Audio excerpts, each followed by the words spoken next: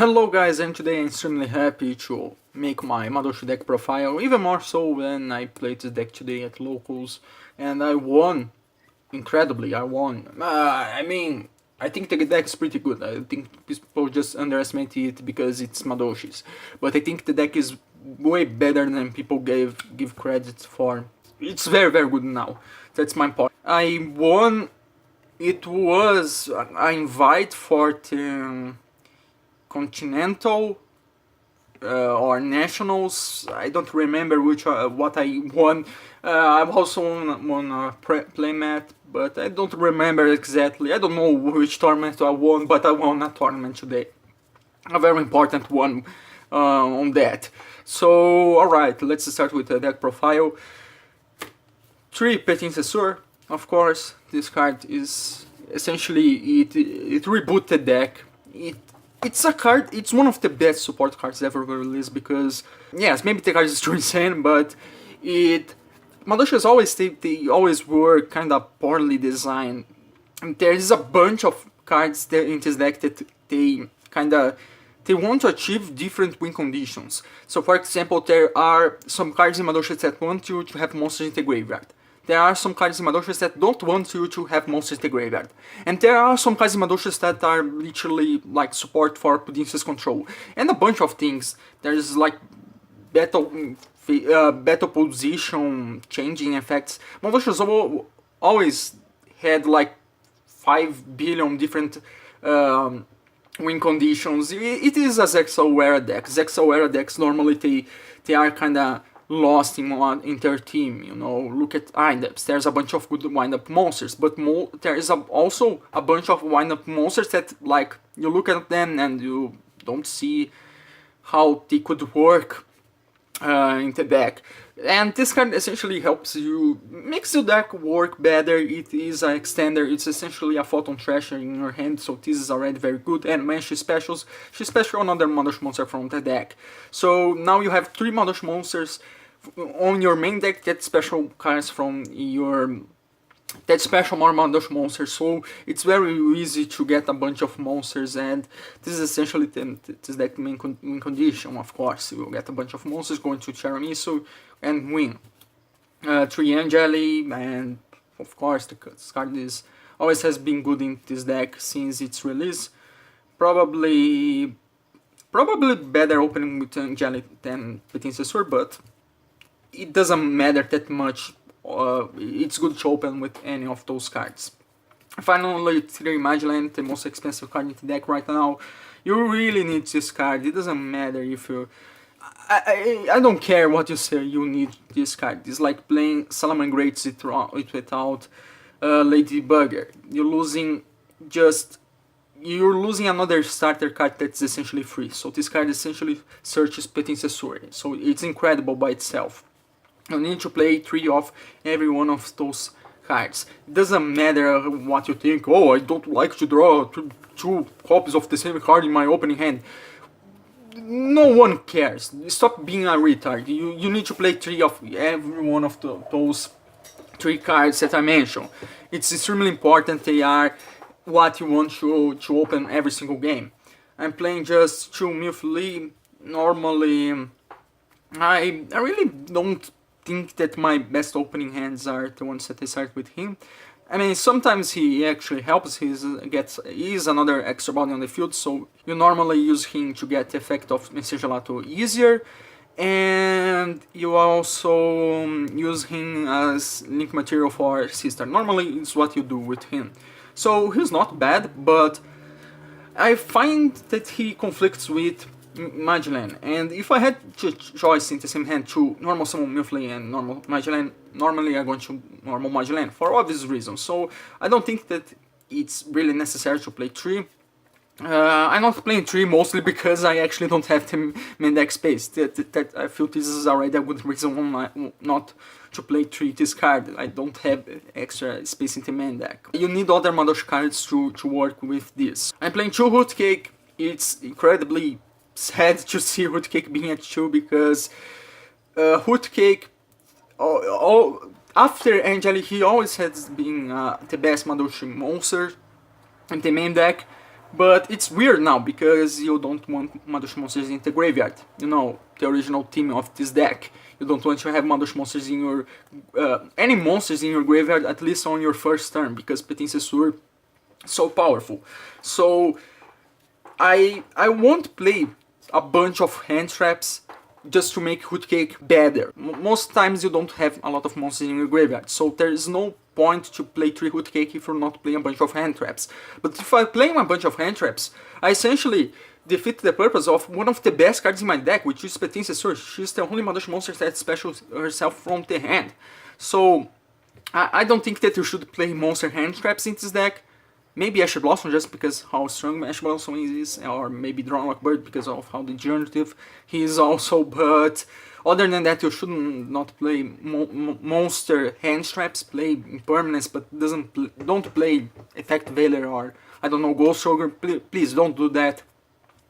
And I don't think you should make your deck worse just to make Hootcake better. You always want to have it in your deck, but you don't want to open with Hootcake. He's kinda Garnet now, as weird as it seems, but you actually don't want to open Hootcake in this deck. You want to open with your other cards. I'm playing 2 Messer Gelato and Cruffscent. The Cruffscent essentially serves as the same purpose of Messer Gelato because there's a bunch of combos in this deck that you go through 2 Chateau to get access to 2 Tiramisu and shuffle 4 cards, but you need to play 3 Messer Gelato, and instead of playing the 3 Messer Gelato, the 3rd Messer Gelato, I'm playing a Cruffscent. He is better in the sense that he's a better use of resources. If you use Cruffscent, you don't end on a Madolche Chateau in your graveyard at the end of your turn, so that's cool, but he also is worse sometimes because if you draw into one of your Messer Gelatos, if you're just playing 2 Messer Gelatos, you could...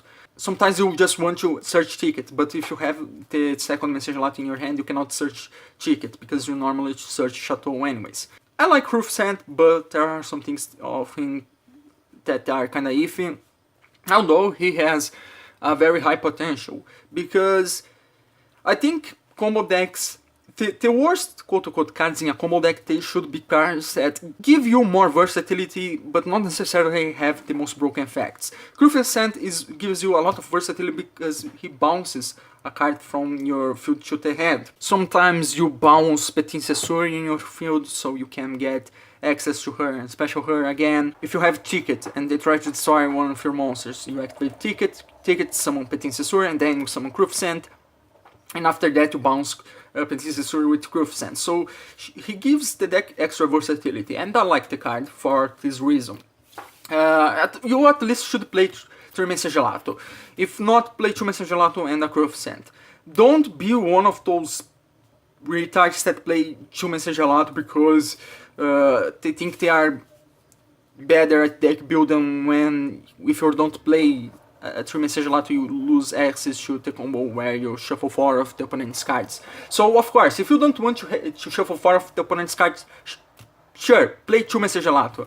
But if you actually want to win, if you actually want to build a competent deck, play 3 Messer Gelatos or 2 Messer Gelatos and a Cruffscent. Because I don't get why people don't want access to the best combo in the deck. I don't get why people don't want to shuffle 4 of the opponent's cards and just want to shuffle 2. It doesn't make sense. You're just making your deck worse because you don't understand deck building. Finally, a Princess. It's not bad to draw her. I mean, it's not optimal, but it isn't the worst thing. Petincessur specials from hand also. Her battle phase effect is coming up more and more times now with this new support.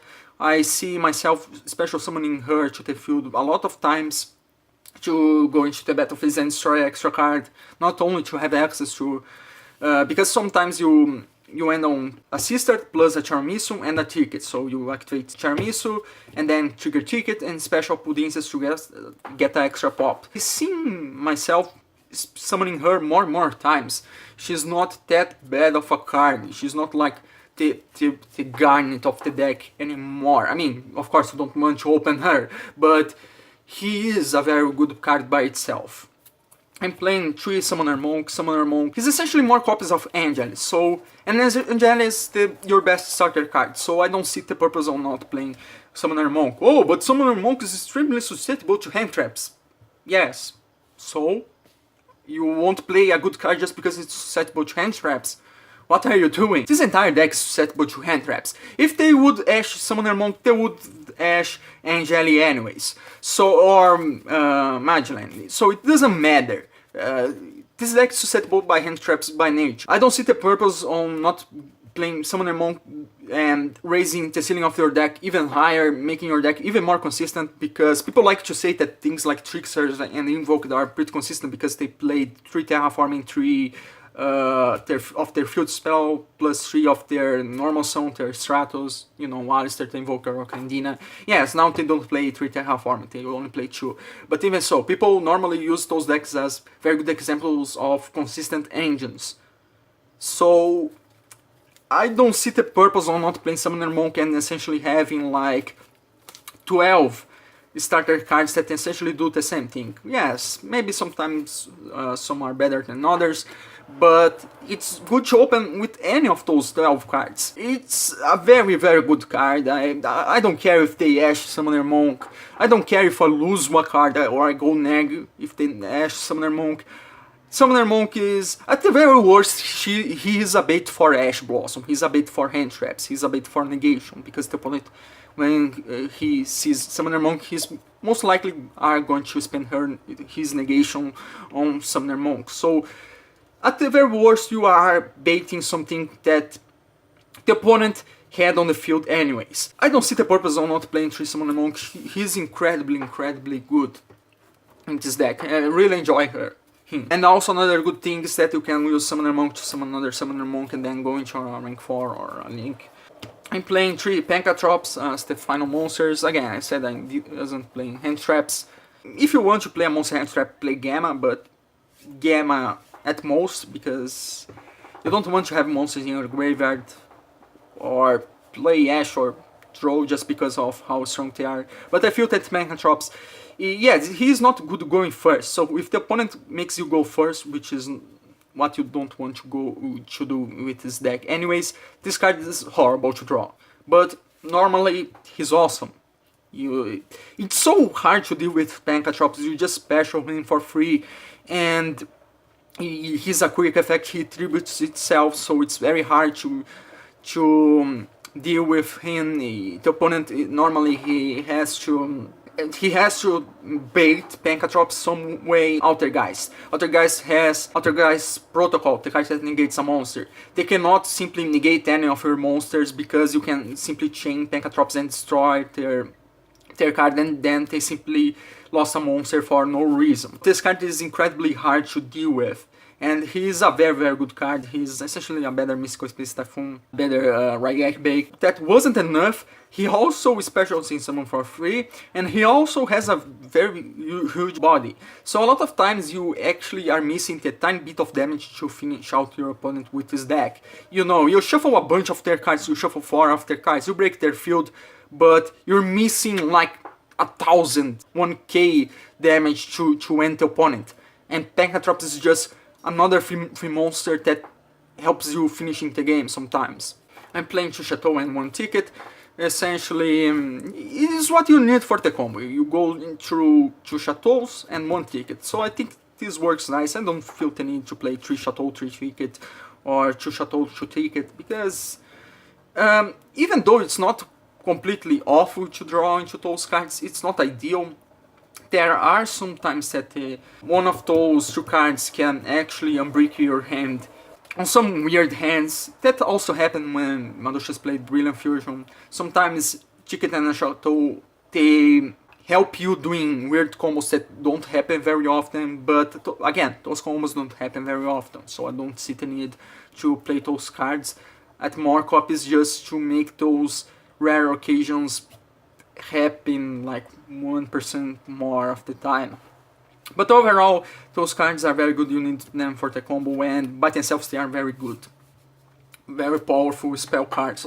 I'm playing 3 double summon. The opponent is going to try to stop the normal summon of your deck, so why not play double summon? This card has been a staple in the deck for quite a long time, in my opinion. Even with Brilliant Fusion, I played 3 double summon because if they stop Brilliant Fusion, I had still a double summon, so I could get another normal summon and still play through if you're a big fan of double summon, I think you definitely should play 3 off in a deck that is very normal summon reliant, often a very good card, and it's rare that the occasions where drawing double summon is bad, because normally this card is fantastic, and sometimes double summon also helps you summoning another monster after you shuffle a bunch of cards with Tiramisu and you recover them with Chateau. You just activate another double summon at the end of your turn, of your main phase, to summon a monster that you recover with Tiramisu and Chateau, so you get extra damage on board. So that's also another plus of double summon. I'm playing 3 Call by the Grave because people for some reason still play hand traps. Hand traps are not the best in this format. That's why this format is so good, because you don't have to play hand traps to win. But people still play. It's incredible. People always find a staple to complain about. On the previous format it was hand traps in general. Now people are complaining about dangers, but they are still playing hand traps, even though you don't need them to win. And I have to stop those cards because they are a big weakness of this deck. And Call by the Grave is a very powerful card. Always good to open in a combo deck, of course. 3 Forbidden Chalice, essentially it's budget impermanence, although it also has it has some advantages over impermanence. If I had impermanence, I maybe would play like 3 impermanence to Chalice or 3 Chalice to 3 impermanence, because this card is very good. It helps you baiting. It's one of those cards that this deck otherwise doesn't have any ways to stop a monster, like for example Cyber Dragon Infinity. So if you're going second and you have to deal with a Cyber Dragon Infinity, for example, a Omni Negate monster, you normally summon your monster, try to bait them their negate. You know, if you activate the Angelus effect, of course they are going to negate with their Cyber Dragon Infinity, and then you just chain Forbidden Chalice and screw them over. So this card is extremely good, and I think Forbidden Chalice has replacing Book of Moon as the most versatile quick play spell card, because this card is not only it hits links contrary to Book of Moon, but even against weird matchups like, I don't know, Chain Burn that doesn't summon any monster, you at the very worst you can boost the attack of your monster during the battle phase to get extra damage. So this card is very good, and it's always live some way, even when you're playing against a deck that doesn't even summon monsters. At least this is not the worst card ever. At least it's not like playing Solemn Strike against Chamber. At least this still does something.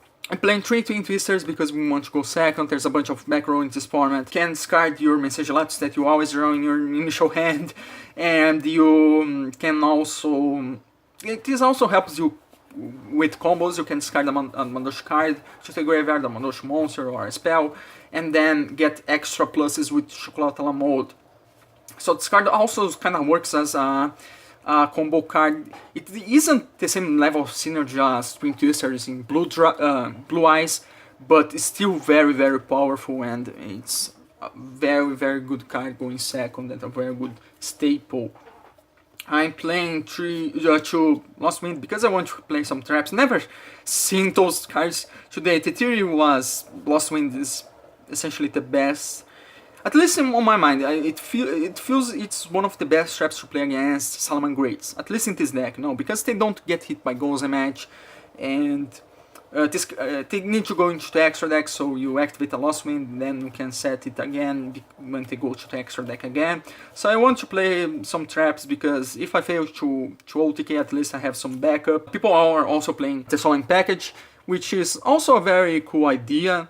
I mean, this deck wants to go second, but sometimes, again, you are missing the tiny bit of damage to do the OTK. So it's not a bad idea to play some traps in this deck, even though it's a go second deck, because sometimes you just want to assure your victory, and that's why you need at least some traps in this deck sometimes. At least I feel so. For the extra deck 3, Tiramisu, obvious reason, this card is essentially the best rank 4 monster, the best Xyz monster, the best extra deck monster in the game. No, don't embarrass yourself. Don't say that Castel is a better rank 4 monster. No, don't embarrass yourself. Please. We actually have brains here. So Castel is a trash card. This card is the original good card that shuffles a bunch of cards into the deck. So this card is fantastic. It's essentially what you want to achieve every single turn when you're playing this deck. It's incredible. One of the best boss monsters in...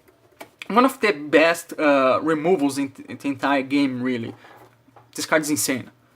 I'm playing 2 Chocolatl mode, never feel the need to play 3. Not only because I'm not playing in the Extravagance as some people are doing. So if you're playing Extravagance, which I don't particularly like, but if you like, sure, play 3 Chocolatl mode. But other than that, there is no point on playing more than 2.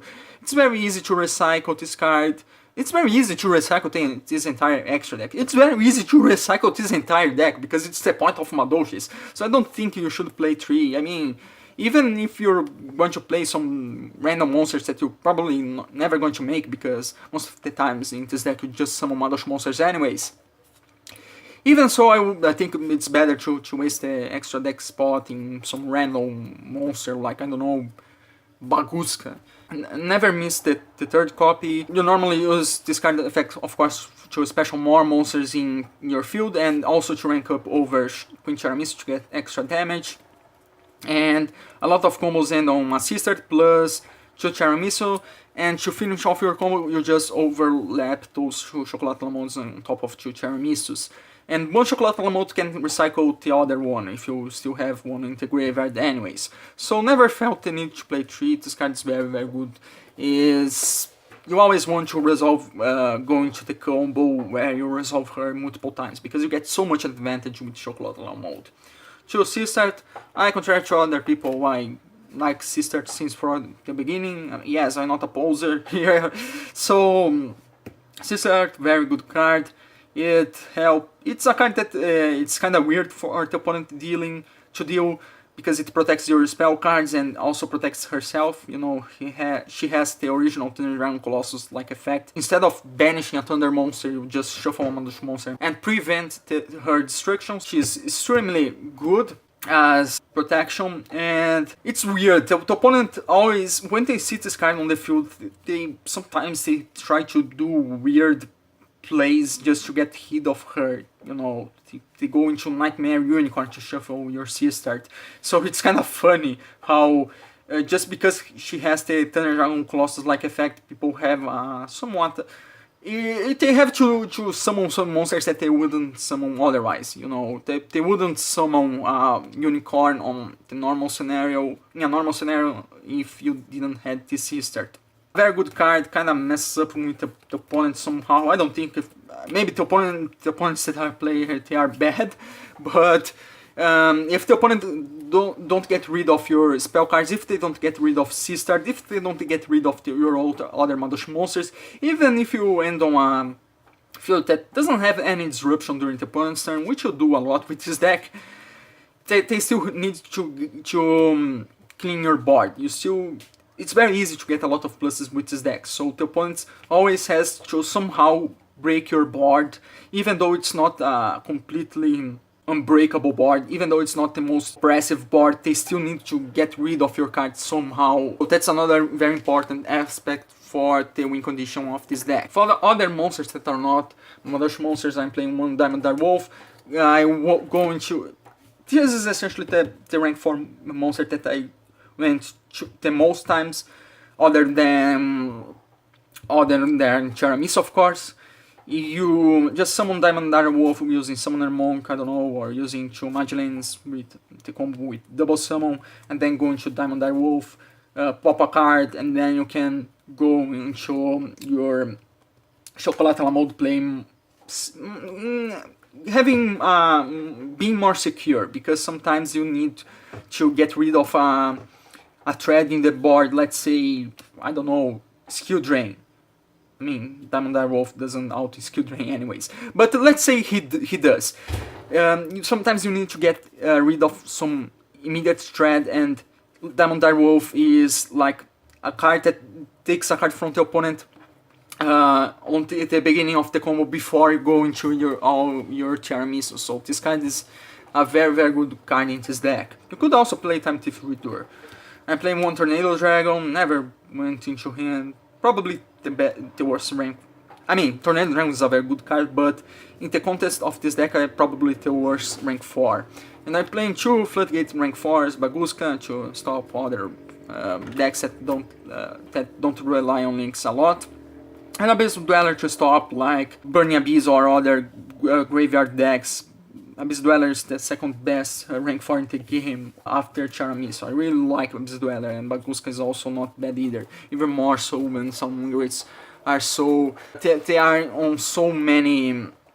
they are being played a lot. And for generic links I'm playing 3 Nightmares. I hate Nightmares, but we are obligated to play them because they are so good in every single deck. They are a staple nowadays, but I don't like the archetype. I don't like how they are so used to abuse. I don't like how they abuse the worst aspect of the link mechanic, which is link climbing. No, as though it's very tempting to say that Firewall Dragon is the worst thing with link summoning. No, it's Nightmares and link climbing in general. I hate those cards, but they are so good.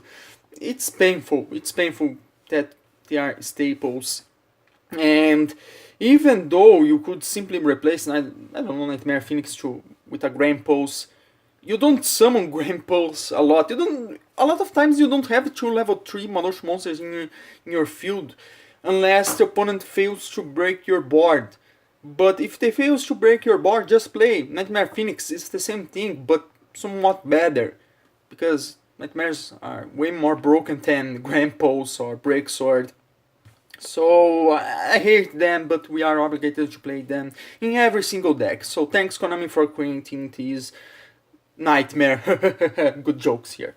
So, and the Mermaids is essentially because if the opponent tries to be funny and summon Nightmare Ibli to our side of the field, even though there aren't a lot of those decks currently, we can at least get rid of that annoying little thing. So just summon a mermaid on the top of the Ibli and don't even bother. And finally, Line for Wrinkles, it's a generic link too, that's why. Probably the link monster that you do the most other than the Madolche link monster in this deck. So I want to show my side deck because it isn't my proudest achievement. My side deck was kinda thrown together on the last 5 minutes. I didn't bother to build a side deck properly. Yes, there are some decent side deck cards in here, but I won't show because I'm not proud about the side deck. I want to build a proper side deck later, like something that probably includes some artifacts, some things that make more sense in the deck. So I hope you enjoy. I'm very happy that this deck performed so well today. It didn't break. It is very consistent right now. It's incredible because in theory the deck should be more consistent when played like Lone Fire Blossoms and Orphan Scorpio, but it's more consistent now. Mainly because your monsters are better now thanks to Petting Cesur. And it's insane, the opponent they need to get rid of your board even if you don't OTK, even if they make you go first. You just summon a bunch of monsters, you just get your Madolche spells and try to stall, so during the next turn you can shuffle their entire field and OTK. It's an incredible deck, it's incredibly fun, and certainly it's better than people think. People underestimate this deck a lot. I think it is a very good deck. It's extremely good going second, and you don't really fear a bunch of things in the game other than Masterpiece, like boss monsters that are unaffected by anything. But other than those monsters, you have you literally have tells to anything in the game just with Charamisu, and playing other things like Forbidden Chalice, Twin Twister, Pancatrops, you get even more cards to break the opponent's board. So this deck it's very good going second. I really enjoyed this deck. I hope you enjoyed this video, and bye bye.